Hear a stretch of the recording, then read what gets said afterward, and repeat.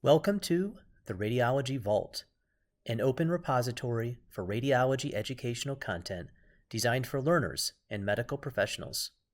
Presented by the Michigan Medicine Department of Radiology. Hello, my name is Jessica Freed, and I'm an assistant professor of radiology at the University of Michigan. I'm going to talk to you today about the radiologic evaluation of penile priapism. This is an important urologic emergency for which imaging can make a big difference in patient management and disposition. However, due to the fact that it's relatively uncommon and high stakes, this can be one of the more stressful examinations we face as radiologists.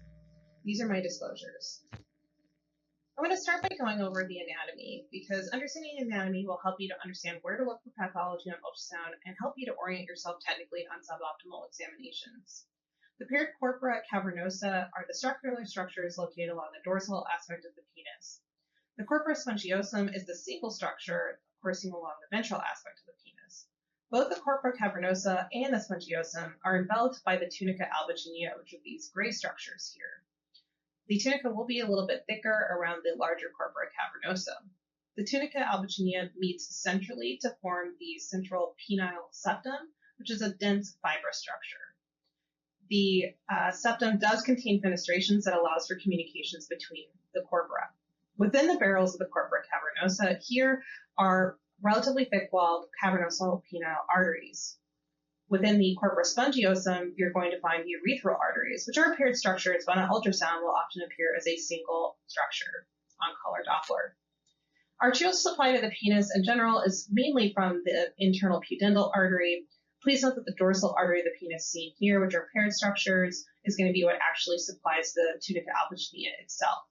The dorsal penile nerve runs alongside those dorsal penile arteries, and the venous drainage is consistent of the deep dorsal vein seen here, which is going to drain the corpora spongiosum and cavernosum, and then the superficial dorsal vein located more superficially, which is going to drain the peripuce and the penile skin. Beyond the tunica albuginea here, you're going to see Buck's fascia and Colles fascia, and then finally the skin. This is a grayscale transverse image of the penile shaft, comparing it to the anatomy we just went over. So you see the paired corpora cavernosa here and the spongiosum down here. You're going to notice that the thick-walled corpora cavernosal arteries seen here and here have echogenic walls, and you may be able to catch the urethral artery, but it can be a little bit difficult on the grayscale to appreciate where you're seeing the urethra itself versus the artery. So once we go to our color Doppler images, you're going to see here that we have the paired cavernosal arteries and then the urethral artery here, which will often show up as a single structure on color Doppler in the spongiosum. Something to keep in mind is that this is a mobile structure, and it's very easy for the text to kind of change orientation. Sometimes your labeling may end up being incorrect, like it is in this case. So just pause for a moment and think about your orientation of where you're coming from. This is a case where we scanned with the ventral aspect of the penile shaft of the corpora spongiosum closer to the transducer. Talking a little bit about protocol, typically a patient is going to be positioned supine with the penis supported by a folded towel or sheet draped over the abdomen.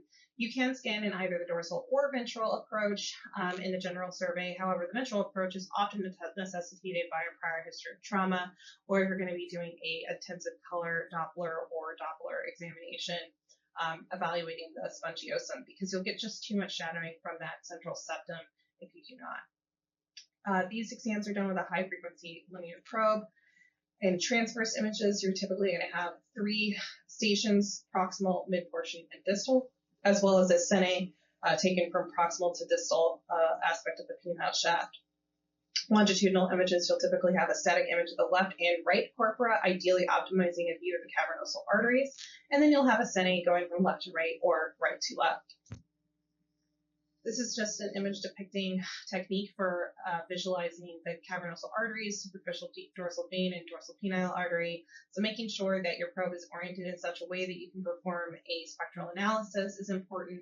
And just remember, if you're going to be collecting velocities, you'll need to be angle correcting the waveform.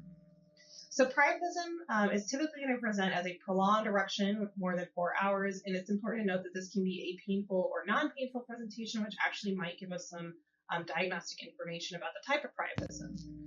So there's 2 main types of priapism to be aware of: ischemic priapism, which is called low flow priapism, these patients present with a fully rigid erection. It's typically painful, and they're going to have abnormal cavernosal ABGs. This is a surgical emergency, and this is where you're going to be saving tissue if you make this call. Non-ischemic or high-flow priapism, you'll see these patients present with variable degrees of tumescence. It's typically painless, and they have a normal cavernosal ABG and can be managed conservatively. Etiology for ischemic tends to be hematologic diseases, including sickle cell, thalassemia, and leukemia, drugs, including cocaine, recreational erectile dysfunction, medication use, heparin, warfarin, vasodilators, and antidepressants. We also see this in patients that have solid malignancy with regional or infiltration related to mets. Non-ischemic priapism tends to be related more to traumatic injury, usually a blunt injury that results in a fistula or pseudoaneurysm. We also see neurogenic patients with spinal cord injury, as well as patients that have already received treatment for ischemic priapism, because the end result will actually sometimes result in non-ischemic priapism because of treatment for ischemic priapism is shunting. For interpretation of these examinations for ischemic, we're going to be looking for thrombosed corpora cavernosa or spongiosum, absent or decreased color flow and spectral Doppler in the cavernosal arteries, elevated RIs in the cavernosal arteries, and we may or may not see absence of flow in the superficial penile vein due to compression. Non-ischemic, we're going to be looking for that AV fistula or pseudoaneurysm, and we're going to be looking for velocities to be normal or slightly elevated. Here's some cases. Our first case is a 46-year-old man with a prior history of priapism presenting with 48 hours of priapism. So he's had this before, and so this time around, unfortunately, he waited 48 hours before coming in. So we have a grayscale image here taken from the ventral aspect. We see that there's a Foley catheter in the corpora spongiosum. In the paired corpora cavernosa, we see tumescence here. These are very large in diameter, clearly engorged. Looking at our color Doppler images here, we see a static color Doppler and a spectral Doppler waveform focusing on vessels that are in the spongiosum, and we see an arterial and venous waveform here showing that the corpora spongiosum has blood flow, and this is not an engorged structure. When we open up our box here to include the corpora cavernosa, we see that there is absolutely no blood flow here, zero color Doppler signal. We see no signal within the corpora cavernosal arteries. And so this is unfortunately a case of ischemic priapism. So here we see thrombosed corpora cavernosa and spongiosum. We see absence or decreased color flow on spectral Doppler in these cavernosal arteries. We didn't calculate an elevated RI. Sometimes you can't even get them. They approach 1 because there's just no flow at all in them.